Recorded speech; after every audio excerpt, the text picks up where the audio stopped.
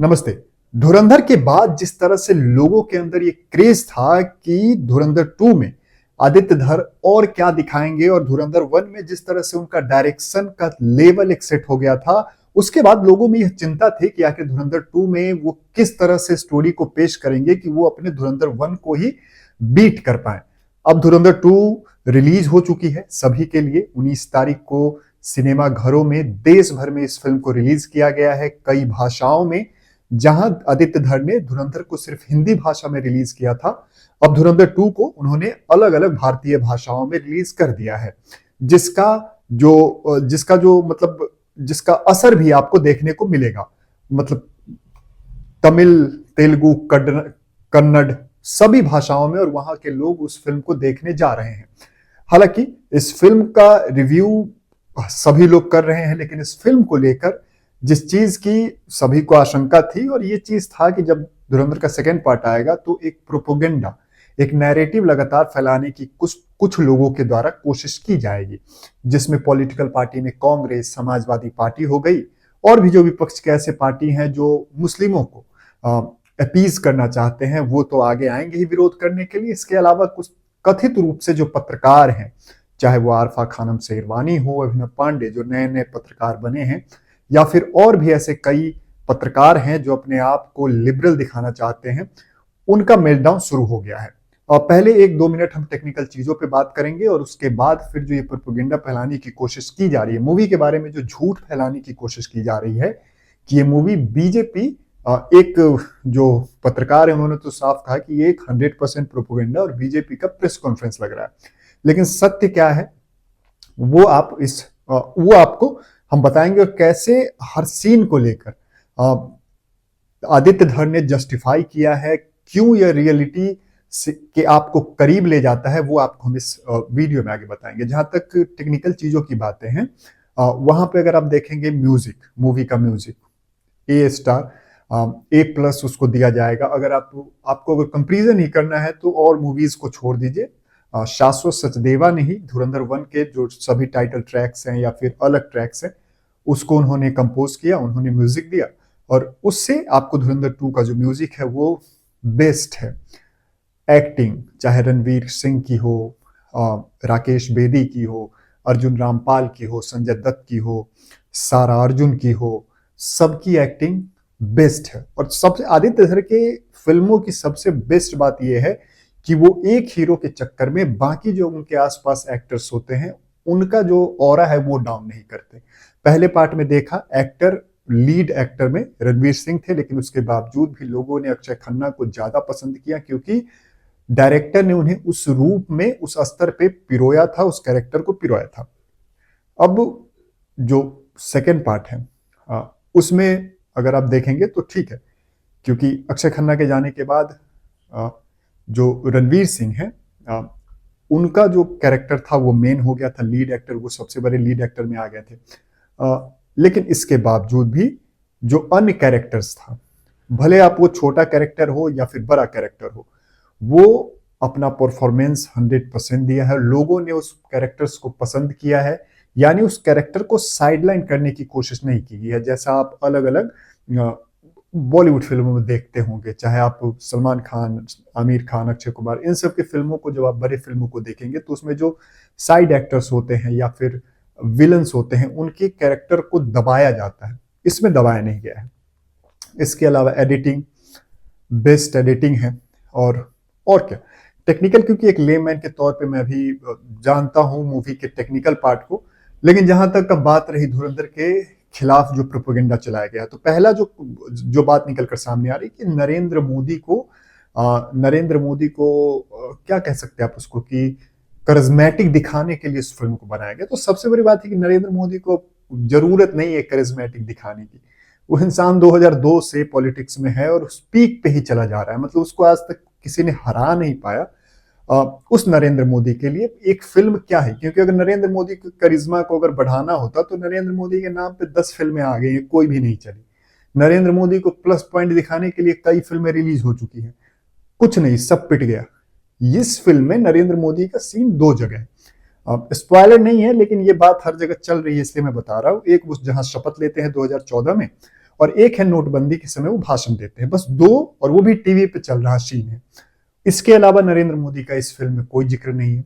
लेकिन अब जो प्रोपेगेंडा फैलाने वाले हैं वो कह रहे हैं कि नरेंद्र मोदी के लिए के ऑरा को या उनकी पर्सनालिटी को और ज्यादा प्रचारित करने के लिए, तो नरेंद्र मोदी को इन सब चीजों के लिए अपनी पर्सनालिटी को प्रचारित करने के लिए फिल्में बनाने की जरूरत नहीं है। बीजेपी को नहीं है, वो उसके लिए खुद ही काफी है। उन्हें जिस तरह से बोलना आता है या फिर वो अपने कामों के जरिए उनका जो ऑरा है या फिर पर्सनालिटी है वो पूरी दुनिया में उस तरह से प्रचारित है। दूसरा जो प्रोपेगेंडा है वो कहा जा रहा है कि मुस्लिम विरोधी है। एक तो ये समझ नहीं आता कि अगर पाकिस्तान की जो दशा है उस पे पाकिस्तान का जो माइंडसेट है भारत के प्रति, जो पाकिस्तान में नफरत है, आईएसआई का जो काम है पाकिस्तान में भारत के खिलाफ, अगर उसको दिखाया जाता है तो मुसलमानों के खिलाफ कैसे हो गया। अब ये वही लोग हैं असल में जिनको आतंकवाद में धर्म नहीं दिखता, लेकिन अगर किसी आतंकवादी को मारा जाता है, एनकाउंटर किया जाता है, जैसे बाटला हाउस में किया गया, तो यही लोग आके उन्हें मुसलमान बताने लगते हैं। तो इन लोगों को वैसे भी वेटेज देने की जरूरत नहीं है। इस फिल्म में अतीक अहमद का एक कैरेक्टर पेश किया गया है। अतीक अहमद यूपी, जिसे योगी आदित्यनाथ ने मिट्टी में मिलवा दिया था, उसको लेकर है कि अतीक अहमद के बारे में कई लोग अब ऐसे ज्ञानी जो पुरुष हैं या महिला हैं वो सामने आके कह रहे हैं कि पहली बार पता चला कि अतीक अहमद का आईएसआई से संपर्क था। अब ये लोग मतलब बड़े पढ़े लिखे लोग हैं, ऐसा कहा जाता है। अब ये लोग ये नहीं समझ पाए कि अतीक अहमद ने खुद ही उसने पुलिस के सामने कबूला था कि वो आईएसआई के लिए, पाकिस्तानी इंटेलिजेंस एजेंसी के लिए काम करता है, वहां के आतंकियों के लिए वो उसके साथ काम कर चुका है।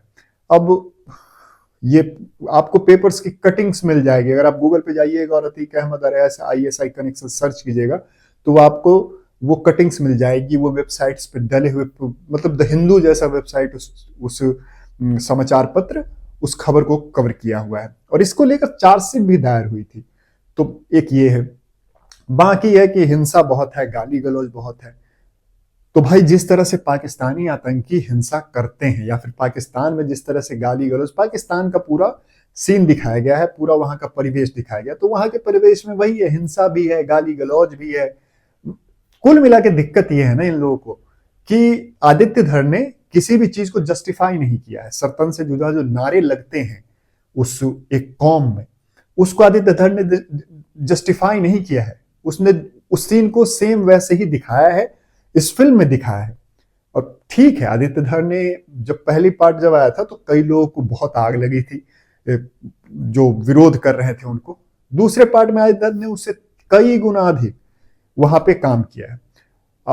अब क्या है ना कि ये फिल्म पूरी तरह से शुरू में ही आपको कि एक कहानी है, एक फिल्म है, उसमें कई कहानियों को, अलग अलग कहानियों को जोड़कर एक फिल्म बनाई गई है।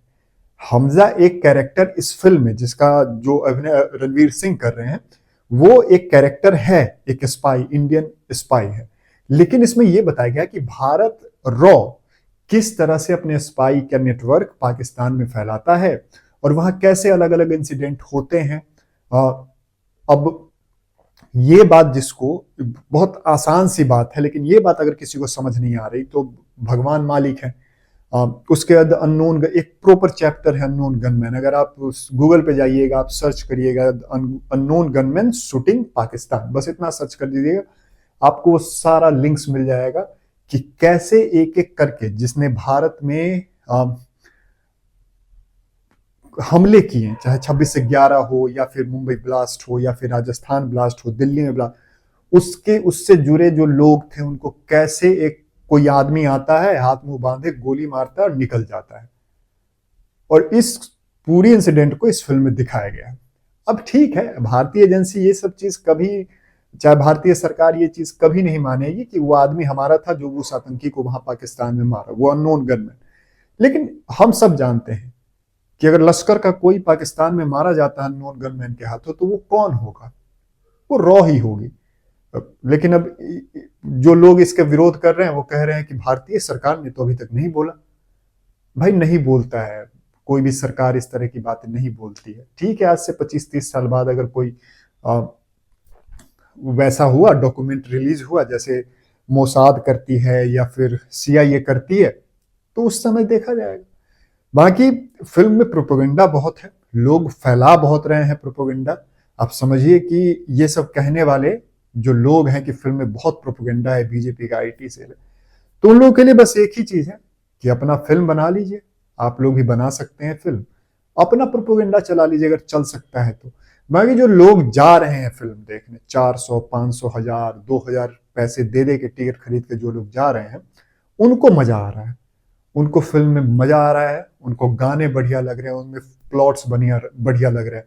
और जो नरेंद्र मोदी का जो 2 सीन आता है, मतलब अभी इस समय यूजीसी को लेकर बहुत क्रिटिसिज्म हो रहा है नरेंद्र मोदी का, लेकिन उसके बाद भी जब वो सीन आता है ना, तो वो आप थिएटर में अलग माहौल देखेंगे। सिर्फ एक वही कि शपथ जो लेता है, एक डिमोनेटाइजेशन का जो सीन है टीवी पे चल रहा है, तो इससे आप समझ सकते हैं कि लोगों के मन में क्या है। और धुरंधर अगर लगातार प्रोपेगेंडा फैलाने, कांग्रेस के बहुत सारे सांसद लोग आके बोल रहे हैं कि बहुत नफरत फैलाने वाली फिल्म है। भाई पाकिस्तान में आतंकियों को पेला जा रहा है, उससे कांग्रेस को क्यों दर्द हो रहा है, यही समझ नहीं आ रहा। और अतीक अहमद को लेकर दर्द हो रहा है, तो वो तो समझते हैं कि योगी आदित्यनाथ ने किस तरह यूपी में अतीक अहमद हो, मुख्तार अंसारी हो, या फिर इन जैसे माफियाओं को किस तरह खत्म किया, ये हम लोग जानते हैं। और ये पूरा देश जानता है कि उसके बाद यूपी की स्थिति क्या है आज, और किस तरह से इन माफियाओं को समय समय पर अलग अलग सरकारों ने आश्रय दिया, और किस तरह अतीक अहमद के कुत्ते से मुलायम सिंह यादव हाथ मिलाया करते थे। ये चीजें सबने देखी है यूपी में। और अतीक अहमद का जो लिंक है वो आईएसआई से था, है। और ठीक है, अगर आपको लगता है कि किसी को लगता है कि अतीक अहमद की छवि को खराब करने की कोशिश की गई है, तो जाइए, कोर्ट है, केस करिए फिर, क्योंकि उसके परिवार में तो कोई बचा नहीं है। जो बचा है वो पता नहीं कहाँ है, कहाँ भागा फिर रहा है, वो भी नहीं पता है। और जब तक शायद योगी आदित्यनाथ उत्तर प्रदेश में है, हिम्मत नहीं है आने की। तो कुल मिला के बात यही है। हाँ, मूवी बहुत अच्छी है, 4 घंटे की मूवी है, लेकिन मतलब 4 घंटे आपको ऐसे जोड़ के रखेगी ना। आदित्य धर में के डायरेक्शन में जो परफेक्शन है वो अलग लेवल का है। बॉलीवुड में बहुत स्पाई मूवी बने, लेकिन आदित्य धर का कोई मैच नहीं है। और जो धुरंधर और धुरंधर 2 जब आ गया है ना, तो अब यशराज हो या फिर कोई हो, और जो सलमान खान और शाहरुख खान को लेकर फिल्में बनाती थी, और जिसमें वो ये प्रदर्शित करते थे कि जो विलेन होगा स्पाई में, वो भारत का ही कोई जासूस होगा, और हीरो यानी सलमान खान या शाहरुख खान किससे मिलके, वो मिलेंगे पाकिस्तान के जासूस से, उससे रोमांस होगा, और फिर दोनों मिलके भारत के जासूस को मारेंगे।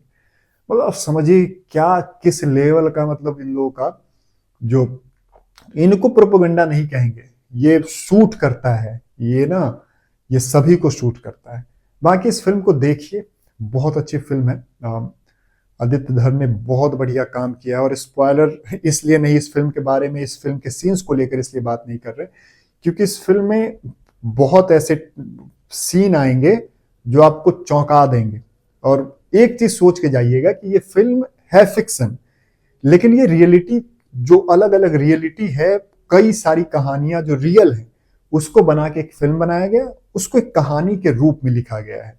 कैरेक्टर फिक्शनल है। हालांकि आप कैरेक्टराइजेशन को अगर आप देखेंगे तो मुकेश छाबरा ने जिस तरह से कास्टिंग की है, वो पीक है एकदम। मतलब आपको अभी तक बॉलीवुड में वैसी कोई कैरेक्टराइजेशन मिलेगी ही नहीं। और कहीं ऐसा भी नहीं है कि कोई अल्टर चीज दिखा दिया कि कुछ मिल रहा है नहीं तो कुछ भी दिखा दो, ऐसा भी नहीं। बेस्ट फिल्म है, आप जाइए देखिए और बताइए कैसा लग रहा है। बहुत बहुत धन्यवाद।